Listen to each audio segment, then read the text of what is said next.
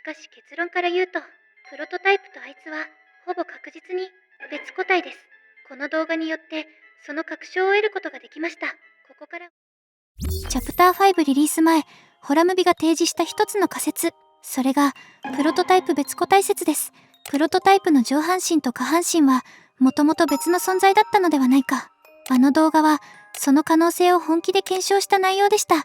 そして忘れられないのがリリーのお茶会での初登場シーン。見事にジョイントされた上半身と下半身。あの描写は同一個体である証明だったのか、それとも後から接合された結果だったのか。チャプター5を実際にプレイし、ストーリーの流れを整理し、資料にも全て目を通しました。その上で改めて考え直した結果、一つの結論に至りました。プロトタイプはやはり別個体だった可能性が高いです。今回の考察は感覚や印象ではありません。チャプター5で明かされた情報と過去の時系列、行動の矛盾点を突き合わせた上で導き出した結論です。初登場時のジョイント描写は同一個体の証明ではなく、むしろプロトタイプに取り込まれた存在がいることを示す演出だった可能性すらあります。ここからはその矛盾を一つずつ整理していきます。状況把握。まず最初にはっきりさせておきたい点があります。チャプター5では別個体説を決定的に否定する情報が出ていません。ただし一つだけ確実に分かったことがあります。プロトタイプは想像していた以上に巨大だったという事実です。そして皮肉なことにこの巨大さが判明したことで、むしろ別個体説の可能性が弱まるどころか、調べれば調べるほど別個体である可能性が増していきました。ここからは順を追って説明します。チャプター5で明らかになったのはプロトタイプの全貌そのものです。ジェスターモチーフであること、ハギーたちのパーツを自身の体へ取り付けていること、周囲から強く恐れられていること、被験体がエリオットの養子であるオーリーだったこと、そしてそのプロトタイプを作ったのがエリオットだったこと。このように多くの新情報が出ました。ただ今回はその全体像を広げるのではなく、別個体説に直結する情報だけを抽出し、矛盾点の整理に集中します。セオドアの矛盾点。ここからは別個体説を支える物理的根拠を整理します。まず確認したいのは過去の行動記録です。セオドアとイマジナリーフレンドの時期に部屋へ忍び込めていたこと、ベッドの下に隠れられていたこと、隔離室の監視カメラの死角に潜り込めていたこと、そしてトーマス・クラークの前に姿を現していたこと、これらは資料上明確に示されています。しかしチャプター5で判明した現在の巨大な体格を前提にすると、これらの行動は物理的にほぼ不可能です。仮に可能だとするなら、セオドアのベッドは異常なほど大型だったことになります。監視カメラの死角も通常の設計では隠れきれるサイズではありません。さらにあの巨体でトーマス・クラークの元へ現れたと仮定するとどうでしょうか。誰にも目撃されない方が不自然です。そしてあの異様な姿を目にしていながら、その後も平然と工場勤務を続け、同僚と会話できるとは考えにくいです。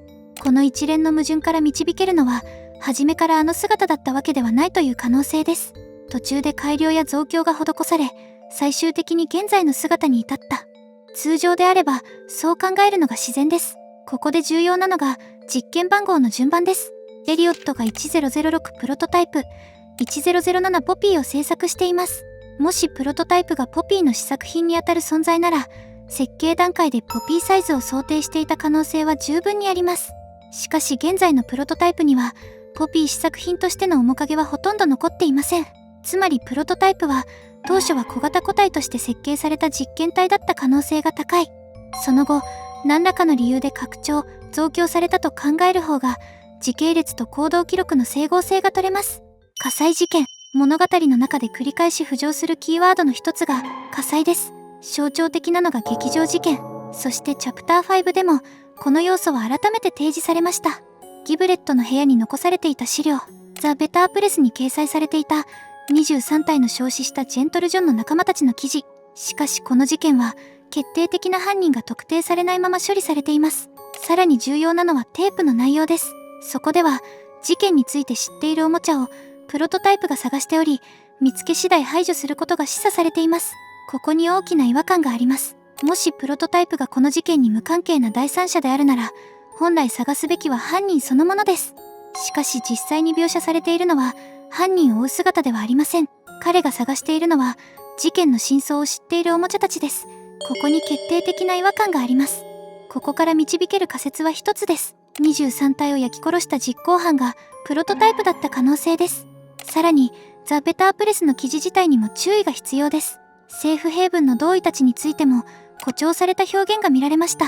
麺と血の匂い、互いを食べ合うといった記述は実際の描写とは一致しません。むしろ彼らは常に空腹でありながら人間を食べないという価値観を共有していた。そこにあったのは狂気ではなく、ある種の倫理観です。つまり、ベタープレスの記事は信憑性が高いとは言い切れません。さらにもう一つ、取り調べ中のおもちゃが殺される場面で不自然な音が聞こえます。つまんないな。プロトタイプの主な攻撃は突き刺しですが、その場面では燃焼を思わせる音が混じっているように聞こえます。つまんないな。明らかに突き刺すような鋭い音ではありません。この点を踏まえると、物語内で描写される火災は空発的な事故ではなく、意図的に引き起こされた可能性が浮上します。そしてその実行犯がプロトタイプであったと考えるなら、なぜ知るものを消すのか、その理由が説明できます。この火災事件は単なる背景ではありません。同一個体説では説明しきれない矛盾の出発点なのです。劇場事件の真犯人。ここで劇場事件の構造を改めて整理します。仮にプロトタイプが火災を引き起こせるとするなら、その役割を担うのは下半身の足である可能性があります。作中で確認できる赤い煙、そしてポピーの発言から明かされた可燃性ガスの存在。もしも下半身に着火機構、いわばバーナーのような機能があったとすれば、劇場事件や監獄での焼死体はこの機構によって引き起こされたと考えても否定はできません。しかしここで矛盾が生じます。公式上、劇場事件の犯人はソーヤー博士とされています。ですがスペシャリストの一人が意味深な発言をしています。あんなに頭がいい人が証拠隠滅をしないなんて変だ。この一言が示すのは、証拠があまりにもできすぎている可能性です。もしソーヤーが犯人だと思わせるための証拠が意図的に置かれていたとしたらどうでしょうか。つまり、真犯人が別に存在し、その存在がソーヤーに罪を着せた構図です。ここで仮に、バーナーで劇場を焼いた存在を X とします。ではその X は誰なのか、プロトタイプの支配下にあった存在と考えるのが自然です。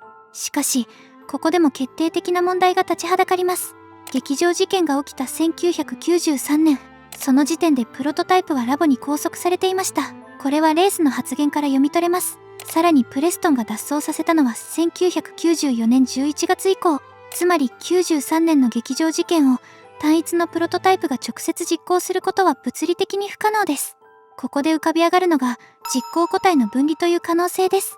上半身であるプロトタイプ本体は拘束下にあった。しかし脚部に相当する存在 X は外部で行動可能だった。そして後に取り込まれた。さらにプレストンの告白文書には、皆の目をそらさせるために意図的な混乱を作り出したと記されています。この文言を踏まえると、劇場事件は単なる暴走ではなく、意図的に作られた混乱だった可能性があります。